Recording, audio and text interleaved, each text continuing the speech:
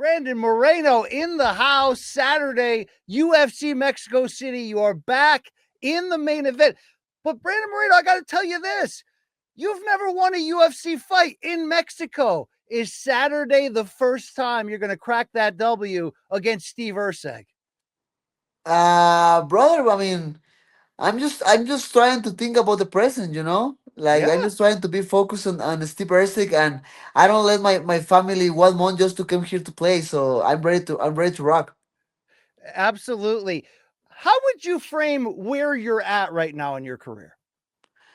Um, I feel I'm in a really good spot, you know. After my last victory against Amiral Basi, I showed to the world I'm ready to the next level in this game, and obviously I have to keep building that way to the title in the future.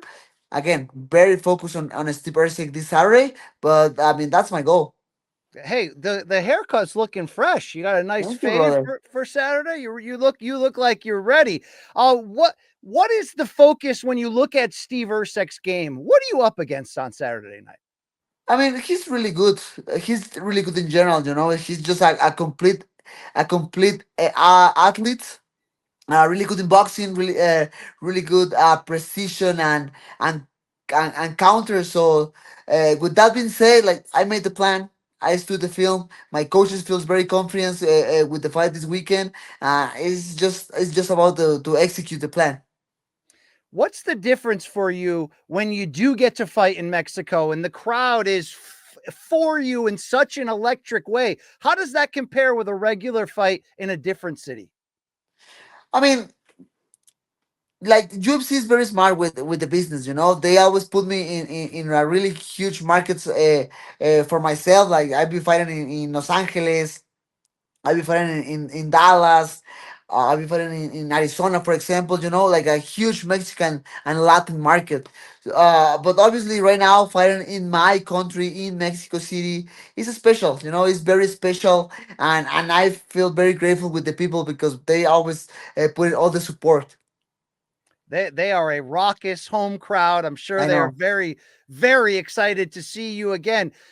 Every time you fight, it feels like it's for the title, the interim title, or a number one contender fight. You've been on top for so long. Is this another fight in your eyes that with a victory, you might be able to go directly into another title fight? Yes.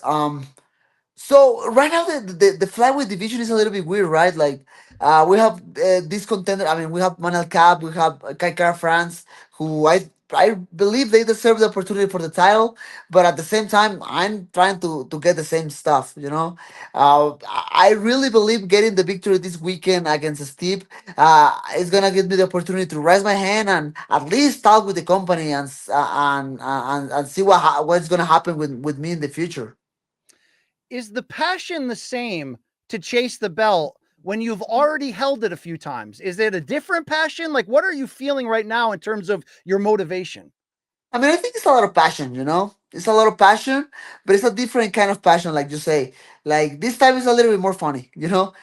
Because I feel less pressure for sure. Like, I'm just trying to enjoy the moment. I'm just trying to get fun in the middle of the fights. I proved that in my last fight against Albasi, and the goal is to do the same this weekend. Look, we're a co-author in one of the great fight rivalries, not just in flyweight history, but UFC history against Davison Figueiredo. I know he's moved out of the division, but sometimes when guys build that relationship in the fighting circle, they become friends for life. What is your situation with Davison? Is it still a rivalry, or do you shoot him a message and say what's up to him? I mean, I don't know, but to me it's not like any bad blood with him, you know, like you say, we built so much legacy together. uh I saw him like 1 year ago, I think so, and he was very kind with me, you know. Obviously, when we fought each other in the past, he was using a lot of trash talk, using the media a little bit. I just talk, trying to sell the fight, but now it's different, like you say, like we build a lot. So I'm just grateful with life, and obviously with Davison to build all this legacy together. I'm not meaning to keep the attention off Erceg. I know you're focused on him, but you also split fights with Brandon Royval. Do you see a trilogy one day in that series as well? I mean, I think that is a how you say is that I think that's a huge possibility. You know, obviously he's there. I mean, he's another guy who deserves the fight for the title. Like again, maybe just he has some complications, medical complications. I don't understand what exactly is. But yeah, he's another guy. He's around, and for sure, it's gonna be another trilogy in my career. In terms of the top of the title picture, there's certainly a pound for pounder that you know well in Alexandre Pantoja. But you mentioned Manel Kopp earlier, who's rising. Do you think Kopp could overtake the champion and become the king of this division? Man, who knows? You know, like all the respect to Alessandre, like he's doing a really good job defending the title. Sometimes it's like kind of weird because he has this weird ability to survive. You know, he just find the way to win. Even when he fought against Erceg, like a lot of people, they thought Erceg won, but I mean, again, he finds the way to win. And that's it. Manel is been doing a really good job. The same with Kaikara France. The same with Roybal. I'm in the right path to keep showing my skills.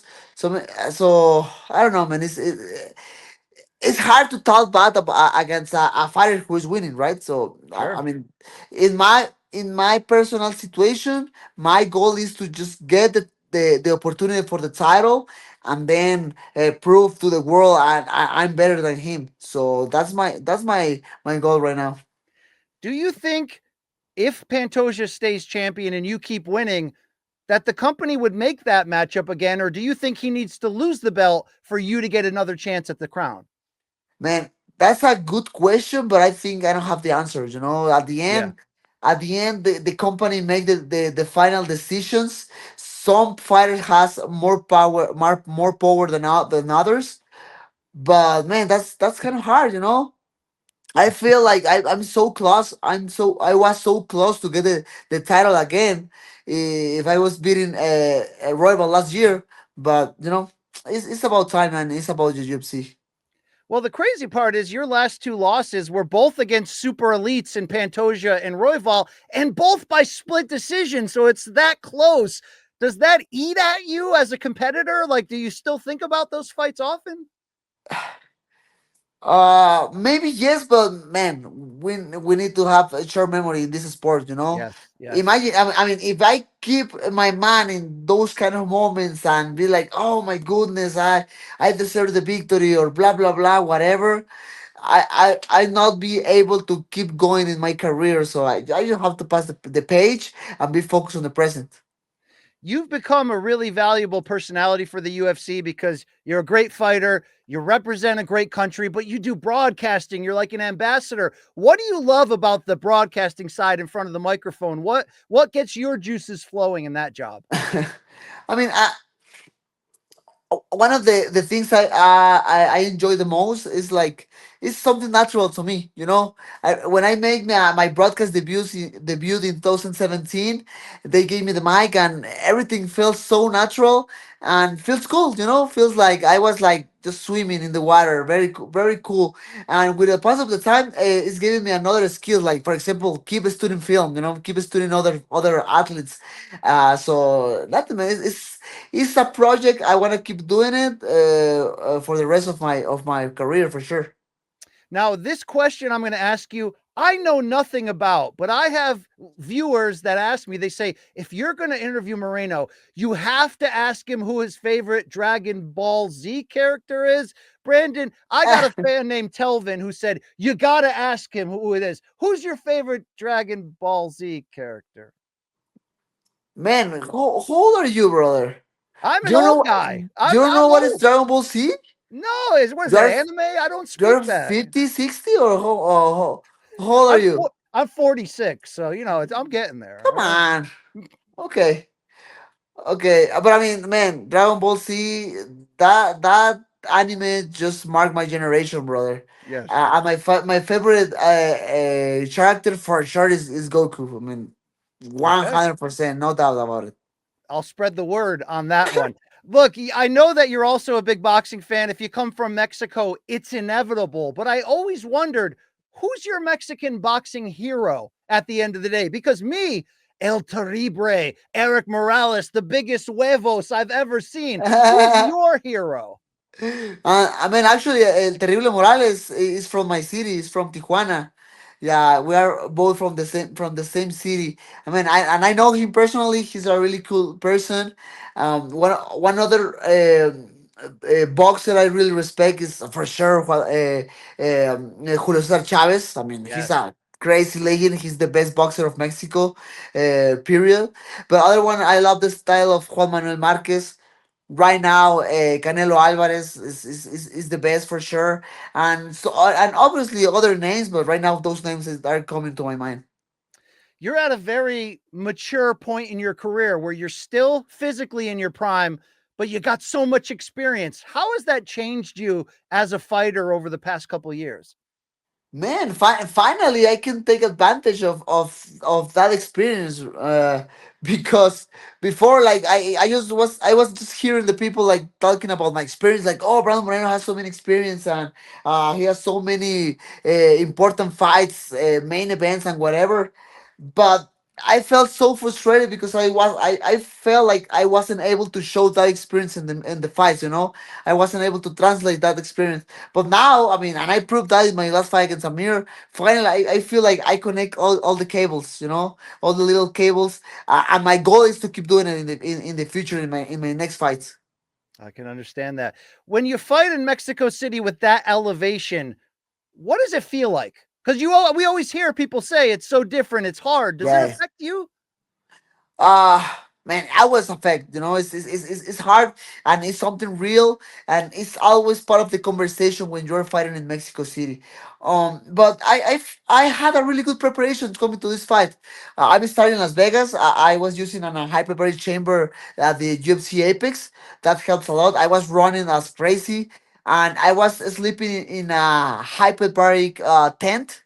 Ooh. So I did that in Las Vegas. I came here to keep my preparation in altitude in Mexico City. I was ready for the first punch of the altitude. You know, for the people who doesn't know, like the altitude makes you feel more tired. You don't recover as normal. Sure. And that is hard. You know, for example, last year I fought here in Mexico City. I fought against Roybal, and the first week was terrible. I feel so tired. I did live rolls in wrestling, and man, I was very exhausted. But this time, no, I feel so good since the first time I stepped here in the city, and that gave me even more confidence for sure. All right. Let me close with this. You've been a part of so many fun action fights. I mentioned the four with Figueiredo. Do you have a favorite fight of yours? Not favorite in what was most important, because that would probably be winning your first title. But which one of your fights do you think was the best action fight, blood and guts, Mexico style? You know what I'm saying? Which one stands out the most to you? Oof, I mean, obviously I feel a little bit sad for the result because I lost, but the fight against Pantoja, the last one, Yeah. 2000, when was that? 2023, I think so. That fight was amazing. Talking about emotion, talking about excitement, like, blood, you know, striking. I think that was a really good one. That was a great one. Don't forget the Askar Askarov draw. That was a good fight too, brother. But I mean, yes, for sure. Just like we grapple a lot, you know. The Yes, Oscar sir. Oscar are, who doesn't know him, a really good wrestler. So we did a lot of scrambles on the ground. But I think talking about the striking and blood and emotions, I against Pantoja I was different. I'm with you. You got a lot of them. Maybe you'll get another one on Saturday, another fight of the night. I know, Steve Erceg, UFC Mexico City. Brandon, thank you for chatting. You're always represent joy and happiness, and I appreciate that, sir. man. Thank you so much, man. I wish you the best in the future, and have a nice day. All right, And I can't wait to check out this Dragon Ball stuff. It's man. probably You have to great. All watch right. it for sure, man. Come on. Thanks, brother. Take care. See you, man. Have a nice day, brother.